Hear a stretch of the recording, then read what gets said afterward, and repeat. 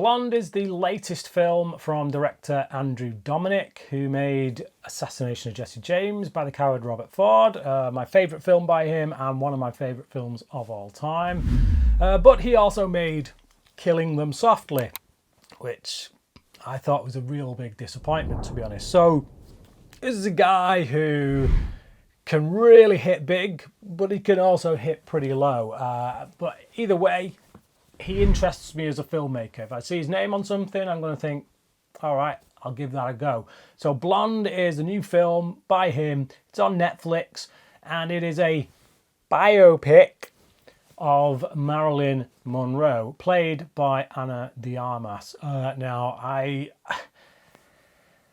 state right up front, for anyone going into this, if you're expecting a biopic of historical kind of accuracy, you're going into the wrong thing. Think more along the lines of what Quentin Tarantino does with his historical interpretation, and you'll be some way there. Now, the difference there is that Tarantino took something that was tragic and made it uplifting to highlight the wish fulfillment of most people towards that situation. Whereas what Dominik does here in this film is he takes something that was already quite a tragic situation, and it's almost like he makes it even more tragic in many ways.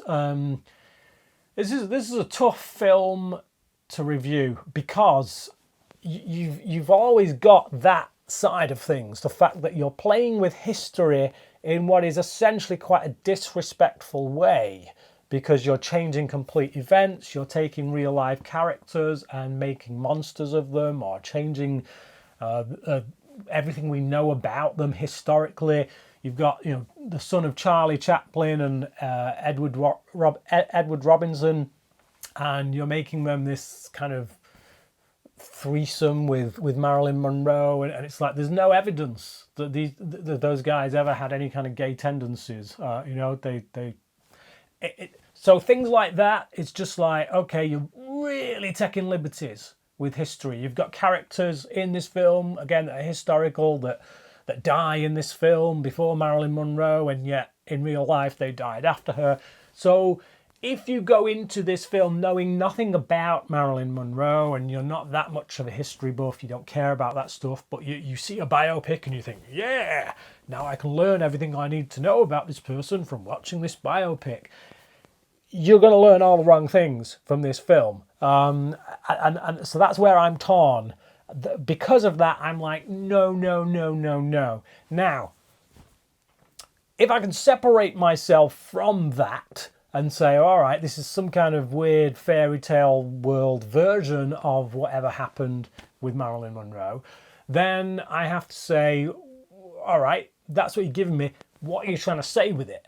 What are you trying to say with it, and do you do a good job of saying what it is you're trying to say with it? I think there's multiple things that this film is trying to say, but I think ultimately it comes down to the destructive force of nature that is fame, that is Hollywood, that is a man's world, and yeah, it kind of really encapsulates many of the things that society as a whole has talked about ever since the likes of Me Too and other kind of social campaigns, and distills them down into this 2.5 hour movie about a real life character, almost as if she's fictional. I wish they'd gone that route, to be honest. I wish they'd have told this story about a fictional character and say, yeah, we drew on inspiration from the life of like Marilyn Monroe, say, but this isn't Marilyn Monroe.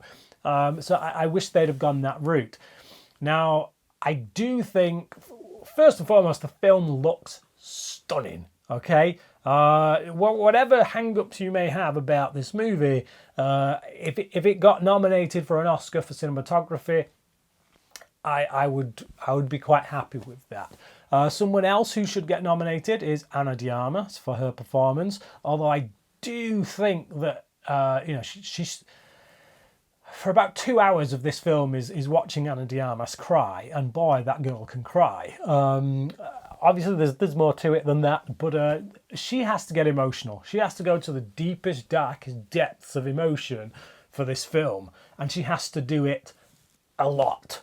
Most of this film is Ana de Armas in the depths, in despair, crying, and it's just like I watch a film like this, I look at a performance like that, and I get exhausted, and I think, blimey, it's like you watch one scene like that, and stuff like that usually takes a whole afternoon to shoot, and she's done that day in, day out for goodness knows how long. So it's a very committed performance. It's a very good performance. I think she nails Marilyn Monroe from a performance aspect of things, irrespective of how the character is written.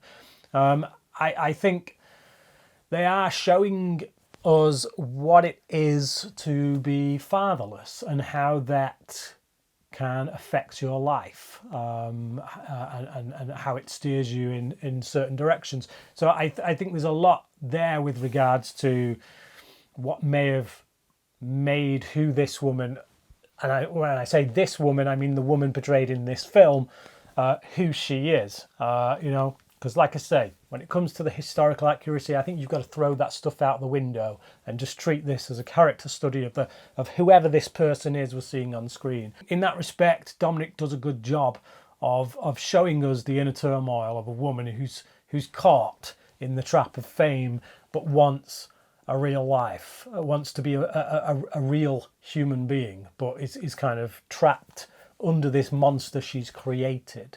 She's Norma Jean, but she's trapped by Marilyn Monroe. Everybody else sees Marilyn Monroe. That's what they want. She's this doll that they can do with as they please. They don't see Norma Jean. And I think obviously a lot of that is definitely in the true story of Marilyn Monroe. I think she was a victim of that to a great extent. But to the degree that we get in this film, I don't know. We do see at one point in this film, there's a lot of stuff in this film actually that is pretty full on. It is an 18, the first 18 rated film put out by Netflix, and that they've made themselves, kind of thing. So yeah, there's some stuff in it that is pretty dark, and we've got rape, we've got abortion, we've got several abortions, in fact. Both kind of against her will, really. One starts out being voluntary and ends up involuntary. And I think that is partly why many people have gone after this film. I think a lot of people are seeing this film as an anti-abortion film, and after everything that's happened recently with Roe versus Wade, it's a really big issue, and I don't have a problem with it. One, because I am anti-abortion, and two, I think if you can have many films and TV shows talking about the rights of a woman to choose and this, that, and the other, I think it's equally fair that you get to shout from the hilltops the other side. Is it balanced? No, probably not. But there's quite a lot of stuff out there that is on the other side about women's right to choose that I would say isn't that balanced. So that stuff doesn't bother me. I like that it seems that Dominik has an opinion and he wants to state it. I think that's what movies should do. Is it subtle? Probably not. He loses points for that. I would prefer more subtlety in storytelling, in how they get you to think about things from a particular perspective. Certainly he could have done it more subtly. But this is a film that is concerned with getting into the mind of its central character. So a lot of those things, while they may feel heavy-handed, i.e. an unborn baby talking to its mother, asking them not to kill it, while that may seem heavy-handed, it does get into the psyche, into the mindset of the woman who is dealing with having a life inside her and the struggles that she's got to deal with. How you communicate that and get it to hit you as hard without showing what's inside her, I don't know. Would it be as effective? Would it cause the kind of reaction that it has done? Would it anger as many people? I think sometimes art does need to make people angry in a certain respect.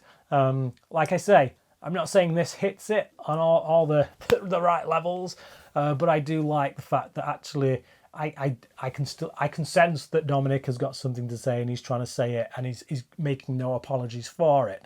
That being said, I do think that a film that does talk quite a lot about society's treatment of women and the way that it oogles women, I think there are times when we do spend a little much too much time with the camera on a naked Ana de Armas, when she's in the comfort of her own home and she's sleeping naked.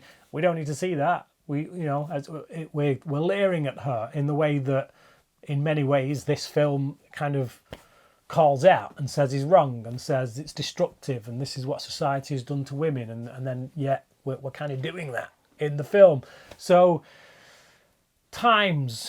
little times like that when it can feel almost hypocritical in the messages that it's displaying. But is it as bad as people are making out? No, I don't think it is at all by any stretch of the imagination. I was never bored, I'll say that much. I was always glued to the screen. I felt invested in the central character. I kept rooting for her, even though I knew what the outcome was going to be. I kept hoping she was going to get out of the situation she was in, even though I knew what the outcome was going to be. But ultimately, it's a lot of tragedy. It's a lot of despair. It's 2.5 hours of it. And by the time you get to the end of it, you just really, really want to go and watch a family film. Just something with a bit of hope, a ray of sunshine in it. There's not much else to it than that.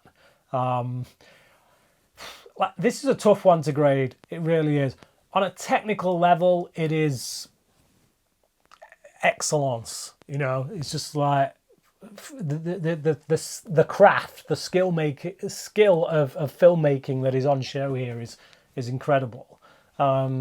Performances and everything, cinematography, music, just the way that scenes are directed, the phenomenal. The lies, the despair, the gratuity at times really brings it down for me. So I'm going to give this a 3. It's a good film. I think it's a film that not everybody. If you don't like the sound of anything I've just mentioned, then clearly it's not for you. But anybody who can get past 18 rated material, I think you should watch it and judge for yourself. I think there's certainly stuff in there that warrants interest, that warrants discussion. And I think ultimately a film that is a work of art should do that. It should get people to enter into discussion. So a 3 out of 5 from me. Certainly more memorable than the likes of Killing Them Softly, but nowhere near the heights of Jesse James or even Chopper, which was Dominik's debut film, a really good movie. 3 out of 5 from me. But what about you? Have you seen Blonde? And if so, what did you think about it? Let me know down in the comments. Thank you for watching this review, and until next time, cracking.